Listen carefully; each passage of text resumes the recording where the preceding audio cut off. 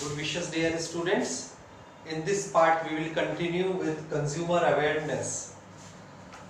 We have seen that why consumers are being exploited, what are the reasons behind it, and uh, growth of consumer awareness also we have gone through. Consumer movement, a global history also we have gone through. Now in this part we will start with consumer behavior in the market. So in the past, the general belief was leave the consumer to himself. That is, a consumer is the best judge of his own interest. Let him decide for himself. But with the growing commercialization and marketization, it came to be realized that the consumer stands at a much weaker footing than the seller. A seller can always manipulate the market condition to his favor. Hence, it is essential to protect a consumer against exploitation at the hands of the sellers. So, consumer protection is important for the following reasons. First is to make sure that producers and sellers do not adopt unfair trade practices. To encourage and ensure effective implementation of consumer protection laws. To check anti-social activities like hoarding, black marketing, etc. Therefore, consumers should be protected in the marketplace. Hence, rules and regulations are to be required in the marketplace. Consumer rights. There are certain rights given to consumers. First is right to safety. Consumers have the right to be protected against the marketing of goods and services which are hazardous, means dangerous to life and property. Then is right to be informed. All the consumers have the right to be informed about the particular of goods and services that they purchase. They have the right to be informed about the quality, quantity, potency, purity, standard and price of a good. Potency means the power of medicines and potency of any particular goods which we consume for our health. It should be informed to the consumers. Right to choose is also the consumer right. It means assurance of access to variety of goods and services at competitive prices. In case of single supplier, the consumer has the right to be assured of satisfactory quality and service at a fair price. Right to be heard. The consumer's interest should receive due consideration at appropriate forums relating to consumers' welfare. Right to be heard. It is the right to consumer that the particular organization or the government body should listen to the consumers. Right to seek redress. The consumer has the right to seek redressal against unfair trade practices for the fair settlement of the genuine grievances. Whatever grievances they have, that should be redressed, that should be solved by the government authority or by different forums. Right to consumer education. This includes knowledge about goods and issues relating to consumer welfare. So, consumer education should also be is also the right to consumers, that they should be taught, they should be learned what is their right, and they should know about the product. Now, certain duties are also there for consumer. While purchasing the goods, consumers should look at the quality of the product as well as on guarantee or warranty period also he should understand. Consumers should preferably purchase standard products which contain seal of ISI or AG mark, that is Indian Standard Mark or AG mark. Consumers should ask for cash memo and warranty card for the product which they are purchasing. It is their duty. Consumer must be aware of their rights and duties. Consumers should form consumer awareness organizations which can be given representation in various committees formed by the government and other bodies in the matters relating to the consumers. He should know the method how to proceed if he is cheated, where to redress his grievances, he should know.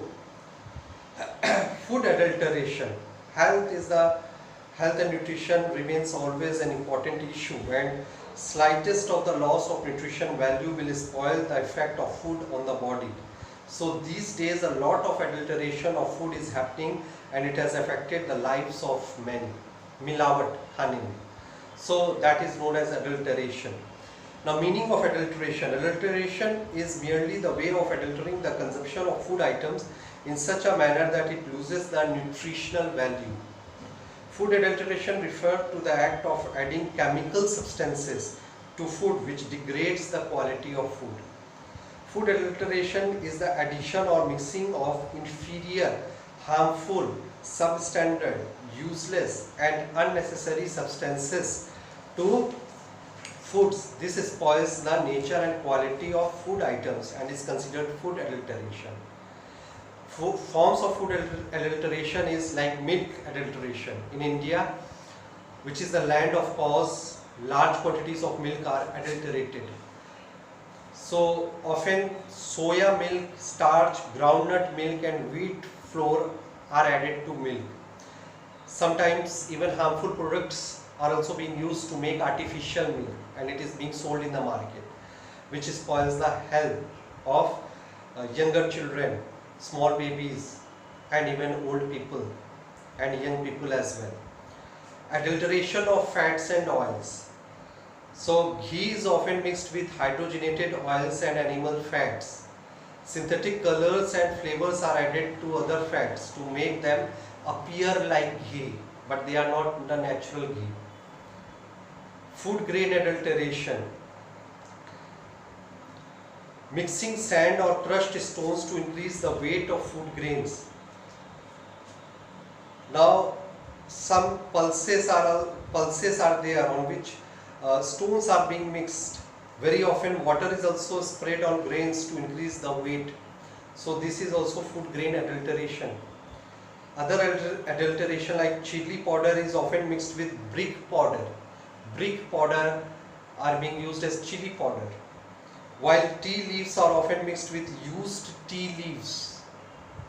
All these are the things which puts ill effect on our health. Harmful effects. Food adulteration can have a range of harmful effects on health. It can lead to paralysis or eventually death also. Some of the adulteration are highly toxic for the body, leading to heart failure, liver disorders, kidney disorders and many more. That's why nowadays we could listen so many illness. Sugar is there, diabetes is increasing, heart risk is there, heart failure risk is there, kidneys are getting damaged, livers are getting damaged due to this food adulteration only. Leads to chronic health problem. Like sometimes zinc substances result in vomiting or in severe cases it can result in diarrhea. Food colors that are added to the items can be the reason of liver damage, allergies and lots more. Thus you can say that adulteration can bring down your health and affect the quality of life. Increases the impurity in the food. As adulteration alerts the composition of the food items, it increases the impurities, thus making them imperfect for the consumption, which will bring ill effect in the short term and long term. Lack of nutritional value. We compromise with the taste as well as our health. There can be a number of reasons of adulteration, like the wrong packaging, use of insecticides or pesticides on the food, use of preservatives and lots more which are being added with the food products, that is bringing a harmful effect on our body. Now Consumer Protection Act, which is also known as COPRA, was passed by the government in 1986. The Act came in the force with effect from 1st July 1987. The Act was amended in 1991, 1993 and 2002. That is Consumer Protection Right. So the Act applies to all goods and services. It covers all the sectors, whether public, private or cooperative. Most important feature of the Act is the provision of setting up three-tier system, popularly known as Consumer Court at national, state and district level. At national level it is called National Consumer Commission, which is the apex court under the Act and functions at Delhi. At the state level, consumer court is called the State Consumer Commission, and at the district level the court is known as District Forum. So this court looks into the grievances and complaints of the consumer against the traders and manufacturers and provide the necessary relief and compensation. At present there are more than 500 district courts operating in the country. This act gives the right to the consumer. These rights are the right to be protected against the marketing of goods and services which are hazardous to life and property. The right to be informed about the quality, quantity, potency, parity, standard and price of goods so as to protect the consumer against unfair trade practices. The right to be assured whatever possible access to a variety of goods and services at competitive price. The right to be heard and to be assured that consumers' interest will receive due consideration at appropriate forums. The right to seek redressal against unfair trade practices or unscrupulous exploitation of consumers. The right to consumer education. All these are the ingredients of COPRA, that is Consumer Protection Right. Okay.